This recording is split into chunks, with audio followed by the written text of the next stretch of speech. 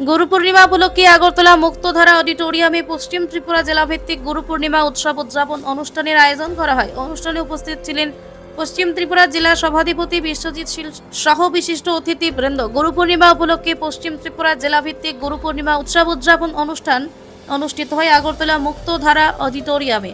আধ্যাত্মিক মূল্যবোধ, গুরু শিষ্য পরম্পরা এবং ভারতীয় সংস্কৃতির ঐতিহ্যকে তুলে ধরতেই এই অনুষ্ঠানের আয়োজন করা হয়।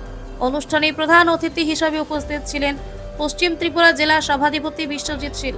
এছাড়া বিভিন্ন গণ্যমান্য ব্যক্তি, সমাজের বিশিষ্টজন, শিক্ষক শিক্ষিত্রী এবং ভক্তবৃন্দ উপস্থিত ছিলেন। বক্তারা গুরু শিষ্য সম্পর্কের গুরুত্ব, নৈতিক শিক্ষা, মানবিক মূল্যবোধ গড়ে তোলার ক্ষেত্রে গুরুর ভূমিকার উপর আলোকপাত করেন। অনুষ্ঠানটি সাংস্কৃতিক পরিবেশনা ও ধর্মীয় আচার অনুষ্ঠানের মধ্য দিয়ে উৎসবমুখর পরিবেশে সম্পন্ন হয়।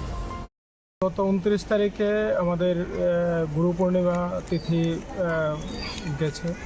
তো এই গুরু পূর্ণিমা তিথি উপলক্ষে আজকে আমাদের পশ্চিম ত্রিপুরা জেলা তথ্য সংস্কৃতি দপ্তর এবং আমাদের পশ্চিম ত্রিপুরা জেলা পরিষদের যৌথ উদ্যোগে আমাদের আজকে এই অনুষ্ঠানটা হচ্ছে।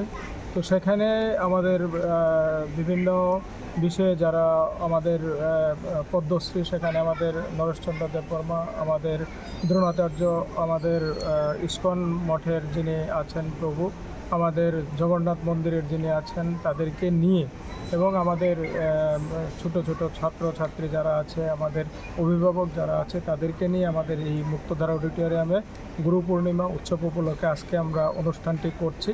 তো সেখানে একটাই উদ্দেশ্য, আপনারা জানেন, আমাদের যে আগে আমরা যখন গুরু শিষ্যের একটা পরম্পরা ছিল, আমাদের ঐতিহ্য ছিল আমাদের ভারতবাসীর কাছে।